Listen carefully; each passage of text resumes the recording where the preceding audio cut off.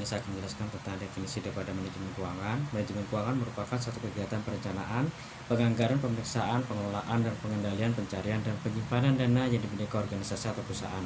Fungsi daripada manajemen keuangan adalah untuk perencanaan keuangan, penganggaran keuangan, pengelolaan keuangan, pencairan keuangan, penyimpanan keuangan, pengendalian keuangan, dan pemeriksaan keuangan.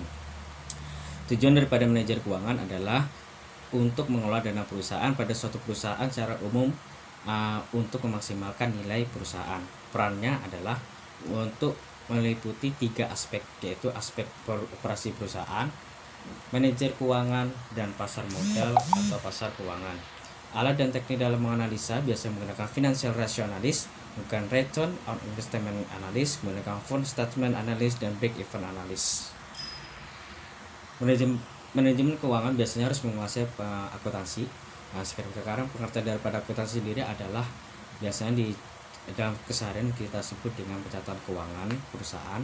Dan definisi akuntansi menurut Swanger dan Fresh adalah proses yang terdiri dari proses identifikasi, pengukuran, dan pelaporan informasi ke ekonomi. Tujuan daripada akuntansi sendiri adalah menyajikan informasi ekonomis dari suatu kesatuan ekonomi kepada pihak-pihak yang berkepentingan. Proses akuntansi itu ada 3, yaitu proses identifikasi, pemrosesan, dan pengkomunikasian. Para pemakai informasi akuntansi biasanya adalah pemilik, manajer, kreditor, investor, karyawan, pemerintah, dan masyarakat. Bidang akuntansi itu sangat banyak sekali. Ada akuntansi keuangan, akuntansi pemeriksaan, akuntansi manajemen, akuntansi biaya, akuntansi perpajakan, akuntansi informasi, penganggaran, dan akuntansi pemerintah. Persamaan dasar akuntansi adalah harta itu sama dengan hak atas hak harta.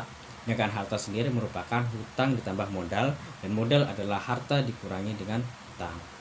Pengertian dan macam-macam rekening. Rekening itu adalah merupakan pencatatan transaksi keuangan secara sistematis yang berhubungan dengan aktiva, hutang, modal, dan penghasilan dan biaya. Klasifikasi rekening sendiri merupakan rekening-rekening neraca, biasanya meliputi aktiva, hutang, modal, dan sumber informasi merupakan untuk penyusunan neraca. Rekening rugi laba merupakan rekening nominal, yaitu merupakan rekening penghasilan dan biaya. Kemudian ada rekening campuran, merupakan rekening real yang bersifat nominal dan rekening nominal yang bersifat real. Sekarang adalah pengertian daripada neraca. Neraca merupakan satu daftar yang menggambarkan aktiva, kewajiban, dan modal dimiliki oleh suatu perusahaan pada suatu saat tertentu. Kalau kemarin adalah laporan laba rugi, merupakan laporan yang menggambarkan keberhasilan dan kegagalan suatu operasi di suatu perusahaan dalam upaya pencapaian tujuan. Biasanya laporan daripada laporan laba rugi adalah berupa pendapatan yang berupa aliran penerimaan kas atau harta lain yang diterima dari konsumen sebagai hasil penjualan barang atau pembeli jasa. Kemudian ada biaya, merupakan harga pokok barang yang dijual dan jasa-jasa yang dikonsumsi untuk menghasilkan pendapatan. Kemudian laba atau rugi merupakan selisih lebih atau kurang antara pendapatan dengan biaya. Kemudian ada laporan perubahan modal. Laporan ini merupakan laporan kepada modal pemilik akan bertambah jika ada tambahan investasi pada pemilik dan perusahaan mendapatkan laba. Nah, tapi modal ini akan berkurang jika pemilik melakukan pengambilan harta atau pref dan juga perusahaan mendapatkan kerugian. Jurnal atau posting. Definisi jurnal. Jurnal adalah alat untuk mencatat transaksi perusahaan yang dilakukan secara kronologis dengan menunjukkan rekening yang harus didebet dan dikredit beserta jumlah rupiahnya masing-masing. Manfaatnya adalah sebagai alat pencatatan yang dapat menggambarkan pos-pos yang terpengaruh oleh suatu transaksi. Merupakan alat pencatatan yang memberikan gambaran secara kronologis. Jurnal dapat dipecah-pecah menjadi beberapa jurnal khusus yang dikerjakan oleh beberapa orang secara bersamaan. Penyediaan ruang yang cukup untuk keterangan transaksi. Hal-hal yang perlu diingat dalam membedakan ayat-ayat buku harian ke buku besar adalah keperkiraan mana harus dibukukan, kemudian pada sisi debit atau kredit pada saat melakukan pembukuan, kemudian tanggal berapa pembukuan dilaksanakan, berapa jumlah uang yang dibukukan, dan bagaimana uraian pembukuannya. Kemudian posting merupakan proses memindahkan ayat-ayat jurnal yang telah dibuat dalam buku jurnal ke dalam buku besar. Kode rekening apabila yang terdapat dalam buku besar cukup banyak, biasanya maka rekening itu diberikan seperti kode berupa nomor. Sekarang neraca saldo. Saldo itu adalah selisih antara jumlah sisi debit dan jumlah sisi kredit. Saldo debit adalah jumlah saldo rekening sisi debit dari yang lebih besar daripada jumlah sisi kredit. Saldo kredit merupakan jumlah saldo rekening sisi kredit lebih besar daripada jumlah sisi debit. Saldo menggambarkan jumlah yang tersisa pada suatu saat tertentu. Jika terjadi kesalahan dalam pembukuan, biasanya dilakukan dapat ditemukan dengan menggunakan 3 cara, yaitu dengan proses pemeriksaan pembukuan, kadang ditemukan secara kebetulan, dan dengan menggunakan melalui neraca saldo. Nah, jika terjadi kesalahan pembukuan, maka kita dapat menelusuri kembali dengan cara memeriksa kebenaran jumlah kolom-kolom debit dan kredit neraca saldo dengan cara mengadakan penjumlahan. Kemudian membandingkan rekening neraca saldo dan buku besar, mungkin ada rekening yang terlewatkan. Kemudian ada periksa kebenaran jumlah sisi debit dan kredit apakah sudah balance. Kemudian ada membandingkan semua angka di buku besar dengan buku jurnal, diperhatikan apakah ada angka yang sama atau tidak. Kemudian pemeriksaan kesamaan jumlah antara kredit pada jumlah pada dalam jurnal. Pada koreksi kesalahan itu tidak boleh dengan cara menghapus, sebab bisa menimbulkan kecurigaan. Kesalahan-kesalahan itu bisa dilakukan dengan tinta merah. Biasanya kesalahan itu dibuat dengan garis lurus agar tidak terapi. Apabila kesalahan jurnal sudah dibuka ke buku besar, maka koreksinya harus menggunakan dengan jurnal penyesuaian. Merupakan proses mengubah perkiraan pada akhir periode akuntansi, sehingga pembukuan dapat mencerminkan beberapa jumlah nilai aktiva dan hutang yang sebenarnya, serta penghasilan dan ongkos yang seharusnya diakui periode tertentu. Tujuannya adalah untuk kepraktisan, kemudian alokasi periodik dan akuntansi menganut asas akrual. Akuntansi dasar dan akuntansi dasar tunai. Akuntansi dasar akrual merupakan pengaruh transaksi dan peristiwa ekonomi lainnya diakui pada saat kejadian dan dicatat dalam catatan akuntansi serta dilaporkan dalam laporan keuangan pada periode yang ditentukan. Dalam akuntansi tunai, akuntan tidak dapat mencatat suatu transaksi sampai kas dalam transaksi tersebut diterima atau dikeluarkan. Nah, tekniknya bisa menggunakan teknik langsung dengan cara mengumpulkan data penyesuaian dan menyiapkan bukti pembukuan, kemudian menjurnal data penyesuaian atas dasar bukti pembukuan penyesuaian, kemudian melakukan posting jurnal penyesuaian ke buku besar, kemudian menyusun daftar saldo dan menyusun laporan keuangan. Kemudian teknik kertas kerja dengan cara mengumpulkan data penyesuaian, menyiapkan kertas kerja dengan cara pemindahan saldo dan yang ada di buku besar di kertas kerja, kemudian mencatat data atau jumlah penyesuaian kertas kerja di kolom yang sesuai, menyesuaikan kertas kerja sehingga diperoleh jumlah rupiah tiap rekening yang telah ditentukan, meminta persetujuan pihak yang berwenang apakah kertas kerja tersebut telah dinyatakan benar atau sah, menyusun laporan keuangan berdasarkan kertas kerja, menjurnal data penyesuaian ke buku resmi sehingga angka dalam buku besar menjadi sesuai dengan yang ada dalam laporan keuangan.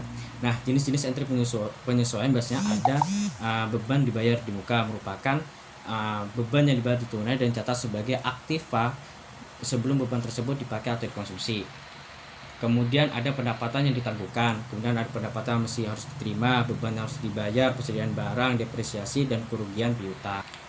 Neraca lajur merupakan daftar per kolom yang berisi data yang diperlukan pada saat perusahaan akan menyusun laporan keuangan secara sistematis. Fungsinya adalah untuk mengetahui akibat dari suatu ayat penyesuaian sebelum ayat ini jurnal dimasukkan dalam buku besar, kemudian memilih atau menyortir saldo-saldo perkiraan yang telah disesuaikan ke dalam lajur-lajur semestinya di neraca lajur sehingga dapat dengan mudah untuk menentukan perkiraan real maupun nominal, menghitung dan membuktikan kebenaran dalam perhitungan laba. Manfaat neraca lajur adalah untuk membantu mengidentifikasi akun apa saja yang perlu disesuaikan dengan menyusun seluruh akun dan nilai sisa yang belum disesuaikan. Kemudian membantu dalam mengumpulkan pengaruh dari semua transaksi dalam suatu periode tertentu ke dalam suatu tempat, membantu proses penutupan dengan menyusun semua nilai sisa akun yang telah disesuaikan, membantu menemukan kesalahan-kesalahan yang telah terjadi. Prosedur yang dilaksanakan selanjutnya adalah jurnal penutupan. Penutupan itu ada atau jurnal penutupan buku merupakan jurnal penutup dilakukan dengan cara memindahkan saldo rekening penghasilan dan biaya rekening rugi laba dan kemudian menutup saldo rugi laba ke rekening modal perusahaan. Tujuan pembuatan jurnal penutup adalah untuk menutup saldo yang terdapat dalam semua rekening, kemudian agar saldo rekening modal menunjukkan jumlah sesuai dengan keadaan yang ada pada akhir periode. Urutan penutupan pembukuan adalah dengan 1. Menutup semua rekening pendapatan dengan memindahkan saldo setiap rekening pendapatan ke rekening rugi laba. Yang kedua, menutup semua rekening biaya dengan memindahkan saldo setiap rekening ke rekening rugi laba.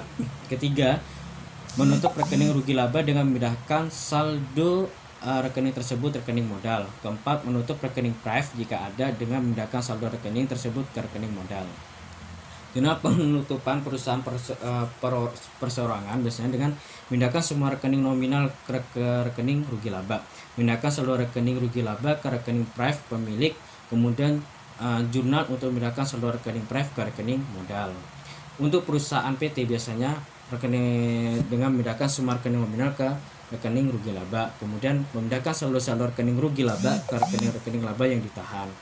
Setelah proses penutupan selesai, hanya tersisa rekening-rekening aktiva, hutang, dan modal saja yang memiliki saldo sehingga buku besar dapat disajikan lagi dengan dasar persamaan akuntansi, yaitu aktiva sama dengan hutang ditambah dengan modal. Nah, neraca saldo setelah tutup buku merupakan suatu daftar berisi saldo rekening besar setelah perusahaan melakukan penutupan buku. Ini dibuat untuk menguji keseimbangan antara saldo debit dan kredit dari rekening real setelah adanya penutupan buku. Nah, kemudian lakukan penyesuaian kembali. Setelah dibuat post closing trial balance, maka ada satu kemungkinan bahwa perusahaan membuat jurnal penyesuaian kembali, yaitu jurnal untuk memindahkan rekening penyesuaian real ke rekening nominal. Ini merupakan kebalikan dari jurnal penyesuaian yang mula-mula dibuat. Akuntansi perusahaan dagang biasanya pada akuntansi dagang itu biasanya menjual barang dengan tunai maupun tidak tunai. Pada penjualan tunai biasanya dicatat pada register kas dan pada akhir dijumlahkan. Namun pada kredit biasanya perusahaan itu menjual dengan cara kredit, yaitu bila mana pembayaran baru diterima beberapa waktu kemudian. Kemudian ada retur dan potongan penjualan. Retur penjualan merupakan pembatalan atas penjualan yang telah dilakukan perusahaan, baik di bagian maupun seluruhnya. Pengaruh daripada retur atau potongan penjualan adalah berkurangnya pendapatan penjualan dan berkurangnya kas atau piutang dagang. Kemudian pada harga pokok penjualan, seperti dilihat pada laporan rugi laba, terdapat hubungan sebagai berikut. Harga pokok yang tersedia dijual itu merupakan persediaan awal ditambah dengan harga pokok pembelian. Kalau harga pokok penjualan itu merupakan harga barang yang tersedia dijual dikurangi harga pokok persediaan akhir. Kemudian laba kota penjualan merupakan penjualan bersih dikurangi harga pokok penjualan. Nah, rekening kering dalam usaha dagang biasanya ada rekening penjualan, rekening retur dan potongan penjualan, rekening pemotongan tunai penjualan, rekening pembelian, rekening retur dan potongan pembelian, rekening potongan tunai pembelian, rekening biaya angkut pembelian, dan rekening persediaan barang dagangan. Nah, sekarang penyesuaian diperlukan pada akhir periode dalam suatu perusahaan dagang. Pada umumnya tidak berbeda dengan penyesuaian yang ada pada perusahaan jasa. Perusahaan yang menggunakan metode periodik sangat sederhana, namun metode ini tidak dapat menyediakan informasi mengenai dua hal yang sangat diperlukan dalam laporan keuangan, yaitu informasi tentang persediaan barang yang ada pada setiap saat diperlukan dan harga pokok barang yang sudah dijual. Sekarang klasifikasi biaya. Definisi akuntansi biaya merupakan akuntansi proses penidentifikasian, pencatatan, penghitungan, peringkasan, pengevaluasian, dan pelaporan biaya pokok suatu produk barang maupun jasa dengan metode dan sistem yang tertentu sehingga pihak manajemen perusahaan dapat mengambil keputusan bisnis secara efektif dan efisien. Perbedaannya, akuntansi biaya, akuntansi keuangan, dan akuntansi manajemen. Pada akuntansi biaya berguna untuk menghitung biaya suatu produk dengan yang mengandung unsur bahan baku, upah langsung, dan overhead pabrik. Serta membesarkan pada akuntansi biaya penilaian persediaan dan perhitungan serta penetapan harga pokok suatu produk hanya menekankan pada sisi biaya. Namun pada akuntansi keuangan mengarah pada proses penyusunan laporan keuangan yang akan diberikan kepada pemilik perusahaan. Kalau akuntansi manajemen, dia menekankan pada penggunaan data akuntansi untuk pengambilan keputusan bisnis, menekan pada aspek pengendalian manajemen atas biaya.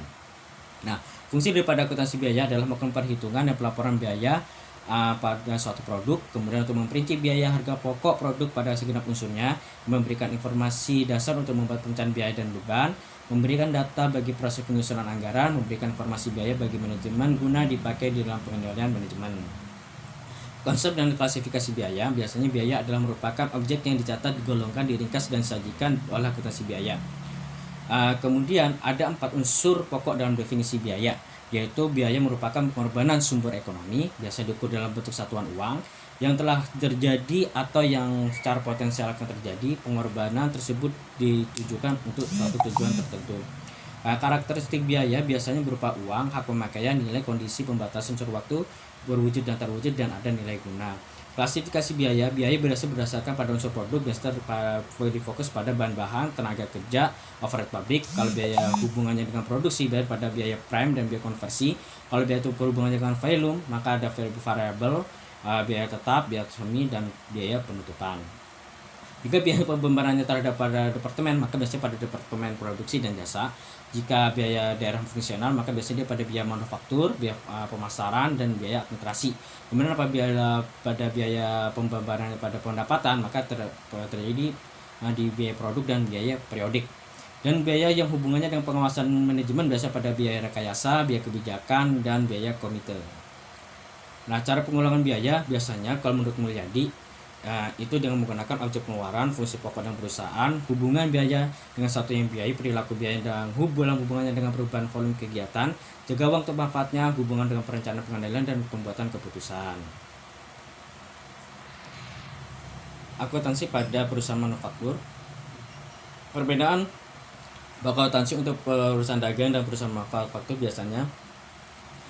Perusahaan manufaktur adalah perusahaan mengolah bahan mentah menjadi bahan jadi. Biasanya operasi perusahaan manufaktur tidak sederhana pada perusahaan dagang, karena perusahaan manufaktur membuat sendiri barang yang akan dijualnya.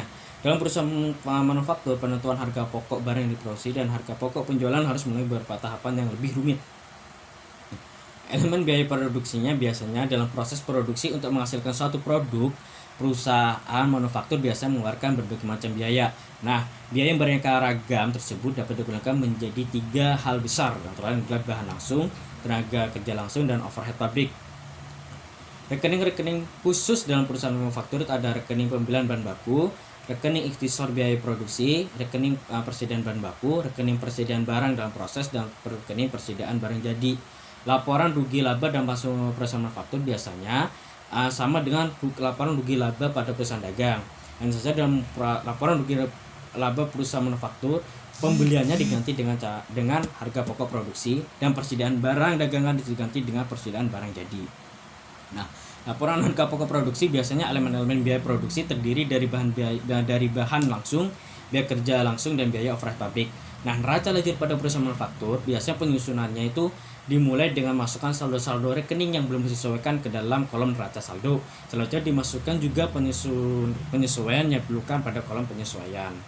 Pada jurnal penutup di perusahaan manufaktur biasa itu berbeda dengan perusahaan dagang. Dalam perusahaan manufaktur, rekening harga pokok produksi digunakan untuk menutup semua rekening yang akan dilaporkan di schedule harga pokok produksi. Saldo rekening ini kemudian ditransfer ke rekening ikhtisar. Sekarang kita akan ke break even point. Break even point merupakan suatu keadaan di mana dalam operasi perusahaan tidak memperoleh laba dan tidak menderita rugi. Berarti penghasilan itu sama dengan total biaya. Nah, analis break even point digunakan untuk satu, jumlah penjualan minimum yang harus dipertahankan agar perusahaan tidak mengalami kerugian. Yang kedua, jumlah penjualan harus dicapai untuk memperoleh laba yang telah direncanakan. Kemudian untuk mengukur dan menjaga agar penjualan dan tingkat produksinya tidak lebih kecil dari break even point ini. Nah, kemudian menganalisis perubahan harga jual, harga pokok, dan besarnya hasil penjualan atau tingkat produksi. Manfaat analis break even point ini menurut Sutrisno adalah perencanaan produksi dan penjualan sesuai target laba yang diinginkan. Perencanaan harga jual norma atas barang yang dihasilkan untuk mencapai laba yang ditargetkan dengan memproyeksi target penjualan. Nah, perencanaan dan pemilihan metode produksi yang digunakan, kemudian penentuan titik tutup pabrik, yaitu ketika penjualan tidak mampu menutup biaya variabel dan biaya tetap tunai. Ada itu pun metode perhitungan break even point itu bisa dengan menggunakan metode pendekatan trial and error, yaitu menghitung keuntungan operasi dari suatu volume produksi tertentu dan terus diulang hingga menghasilkan volume produksi penjualan yang menghasilkan keuntungan. Kemudian bisa dengan menggunakan pendekatan grafik, yaitu dengan menggambarkan unsur-unsur biaya dan penghasilan dalam sebuah gambar grafik. Kemudian ada pendekatan matematis, di mana perhitungan BEP atas dasar unit dilakukan dengan menggunakan rumus BEP atau Q itu sama dengan FC dibagi P kurangi V, di mana P adalah harga jual per unit, V adalah harga variabel per unit, FC adalah biaya tetap, Q adalah jumlah produk yang dihasilkan. Nah, perhitungan break even point atas dasar nilai penjualan dalam rupiah dapat dilakukan juga dengan menggunakan rumus aljabar seperti berikut, seperti BEP sama dengan FC dibagi VC dan 1 VC dibagi S, seperti itu. Sekarang ke analisis rasio. Analisis rasio sangat penting bagi laporan keuangan. Bagi pihak manajemen, hal ini digunakan untuk mengevaluasi kinerja perusahaan, kompensasi, dan pengembangan karir. Bagi pemegang saham, untuk mengetahui kinerja perusahaan, pendapatan, dan keamanan investasi. Bagi kreditur, untuk menentukan kemampuan perusahaan melunasi hutang beserta bunganya. Bagi pemerintah, berfungsi untuk menghitung pajak, persetujuan untuk go public, dan bagi karyawan penghasilan memadai, kemudian kualitas hidup dan keamanan kerja. Nah, jenis laporan keuangan, ada banyak sekali laporan keuangan yang dikeluarkan oleh perusahaan, tapi yang umum digunakan hanya 4, yaitu laporan laba rugi, neraca, laporan perubahan laba ditahan, dan laporan arsip. Nah, jenis analisis rahasia keuangan, berdasarkan sumber analisis rahasia keuangan dapat dibedakan menjadi perbandingan internal, kemudian membanding rasio-rasio finansial perusahaan dari periode ke periode lainnya disebut dengan perbandingan eksternal, yaitu membandingkan rasio-rasio antara perusahaan satu dengan yang lainnya yang sejenis pada saat yang bersamaan atau membandingkannya dengan rasio rata-rata industri pada saat yang sama. Nah, jenis rasio laporan keuangan ada yang menggunakan liquidity ratio atau rasio yang mengukur kemampuan perusahaan untuk memenuhi kewajiban keuangan jangka pendek tepat pada waktunya. Biasanya menggunakan current ratio atau quick ratio. Kemudian ada activity ratio, merupakan alat ukur sejauh mana efektivitas perusahaan dalam menggunakan sumber-sumber dayanya. Biasanya menggunakan dengan receivable turnover, kemudian dengan periode pengumpulan piutang, kemudian inventory turnover, dan average days in inventory, kemudian menggunakan total asset turnover. Nah, kemudian ketiga ada leverage ratio, yaitu rasio yang mengukur seberapa besar perusahaan dibiayai dengan hutang. Bisa dengan menggunakan debt to total asset ratio, kemudian ada team interest earned ratio. Kemudian ada menggunakan profitability ratio dengan biasa menggunakan hitungan gross profit margin, kemudian operating profit margin, kemudian net profit margin, kemudian return on asset, kemudian return on equity. Kemudian ada menggunakan yang kelima menggunakan market value ratio, yaitu dividend payout ratio, ada lagi dividend yield, kemudian earning per share, kemudian ada price earning ratio, kemudian ada price book value ratio. Nah, evaluasi rasio-rasio keuangan biasanya menggunakan liquidity ratio. Apabila current ratio naik, maka itu baik. Tapi kalau quick ratio naik itu membaik, tapi cash ratio naik itu juga membaik. Nah, tapi kalau leverage ratio, jika debt to total asset ratio naik, maka itu menandakan perusahaan itu memburuk. Kemudian juga apabila debt to equity ratio naik, long term debt to quality ratio naik, dan time interest ratio naik, itu bisa didefinisikan bahwa perusahaan itu lagi dalam kondisi memburuk. Keterbatasan analisis rasio keuangan, biasanya terdapat perbedaan metode akuntansi yang dipakai untuk menyusun laporan keuangan. Penjualan perusahaan yang bersifat musiman, kesulitan yang menentukan jenis industri apabila perusahaan mempunyai berbagai lini produk. Kemudian perusahaan dapat melakukan window dressing.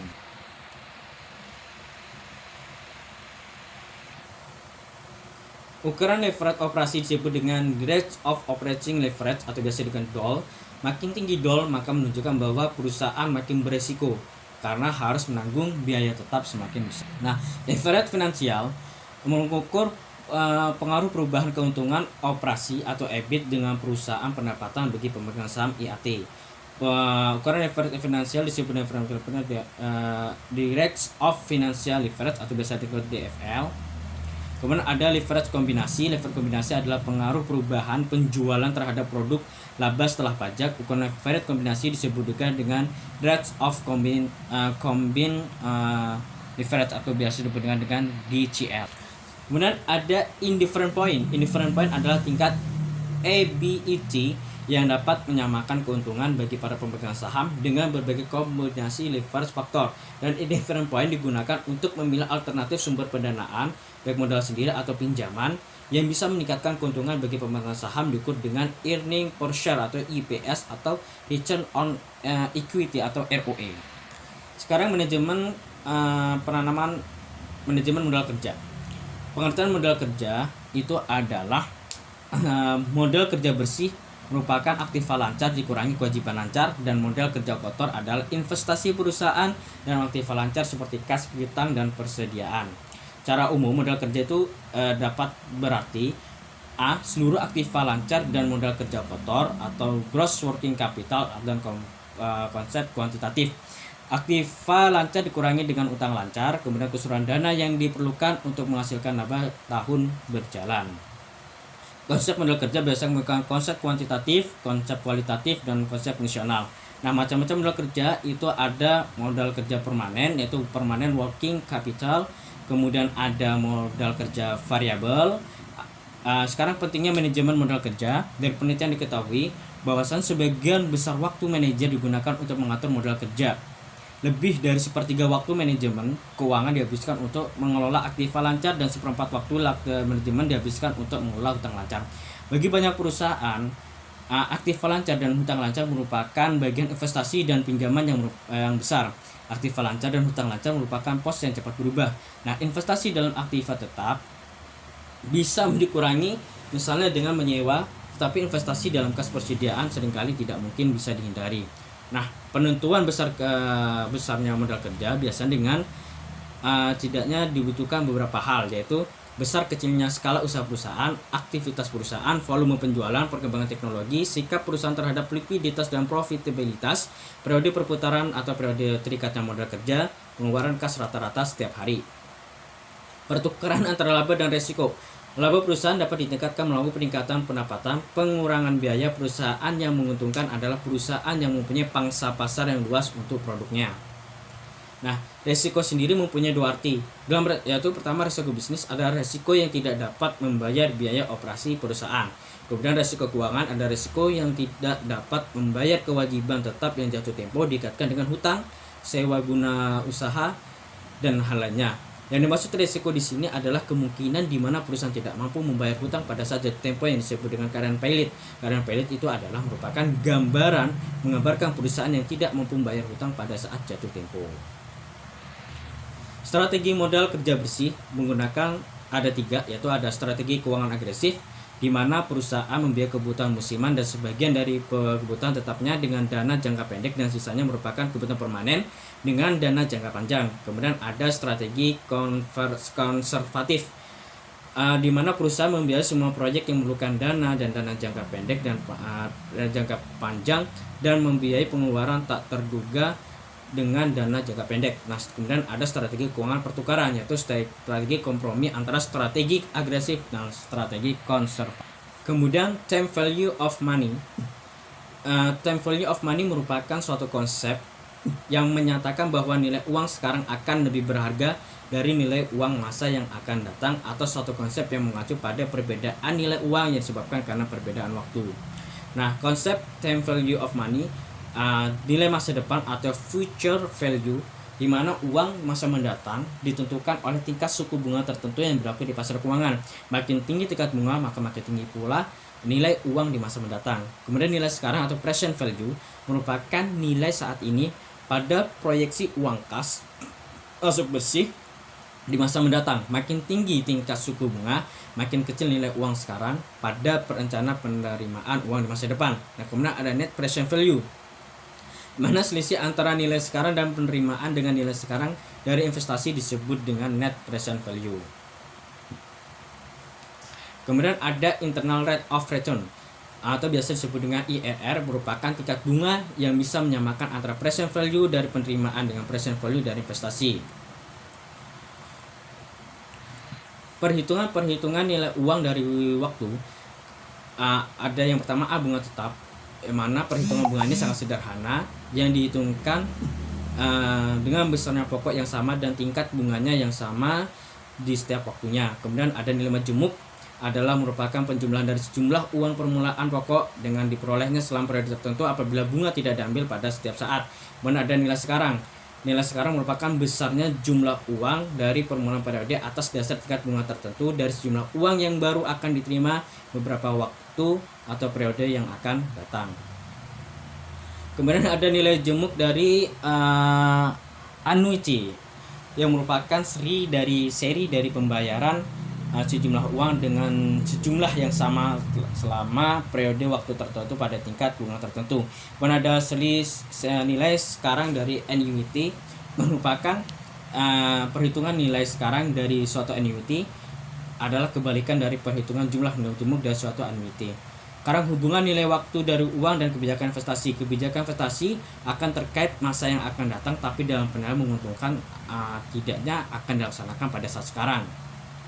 Penerimaan pada waktu yang akan datang pada dasarnya adalah net cash flow dari pelaksanaan investasi yang akan terdiri dari biaya proyek atau investasi awal, cash flow dan cash outflow selama proyek investasi berjalan, kemudian nilai residu dari proyek investasi yang bersangkutan, kemudian cash inflow dan cash outflow lain-lain di luar proses pelaksanaan proyek investasi. sekarang kita kepada capital budgeting, di mana capital budgeting merupakan proses dalam perencanaan dan pengambilan keputusan mengenai pengeluaran dana jangka waktu pengambilan dana tersebut melebihi 1 tahun. Menurut Tandalin sendiri, tujuan investasi adalah untuk menghasilkan sejumlah uang untuk mendapatkan kehidupan yang lebih layak atau baik di masa datang. Nah, aspek penting dalam capital budgeting adalah selalu digunakan dalam cash flow. Kemudian untuk think incrementally, kemudian perhitungan opportunity cost, kemudian untuk sunk cost yang tapi tidak masuk pada perhitungan, kemudian untuk konsekuensi proyek. Nah, metode dalam capital budgeting itu menggunakan misalnya average rate of return yang dimana didasarkan pada jumlah keuntungan bersih sesudah pajak atau EAT yang tampak pada laporan rugi laba.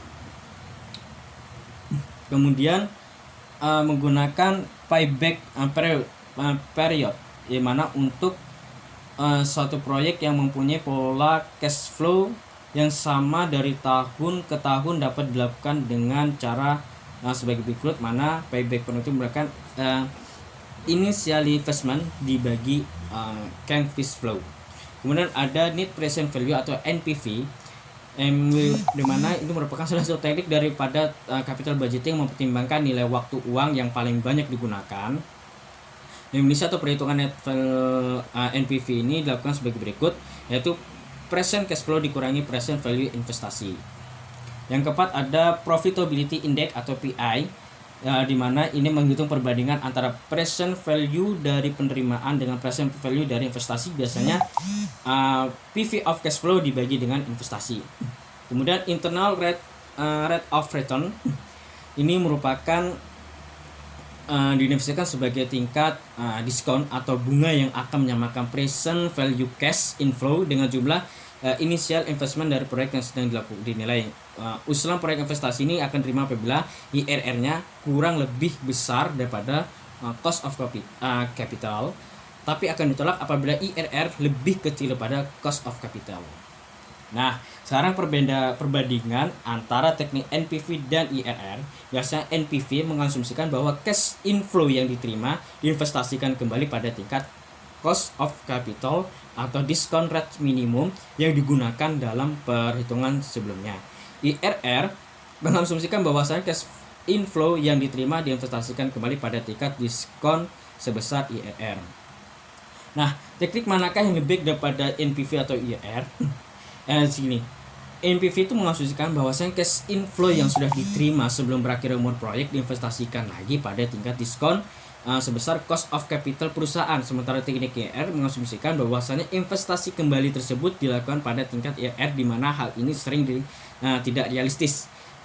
Kemudian bukanlah suatu hal yang tidak biasa terjadi dalam proyek pola cash flow yang non konvensional, di mana suatu proyek memiliki lebih dari satu IRR. IRR yang lebih dari satu ini biasanya disebabkan karena aspek matematik dalam perhitungan dilakukan. Nah, dalam keadaan tertentu mungkin saja suatu proyek itu tidak mempunyai IRR. Kemudian yang keenam adalah capital rationing, di mana tujuan daripada capital ini adalah untuk memilih antara proyek tersebut yang akan memaksimumkan atau yang akan memberikan kontribusi paling besar kepada pemilik perusahaan. Saya kurang dan lebihnya saya mohon maaf yang sebesar-besarnya. Assalamualaikum warahmatullahi wabarakatuh.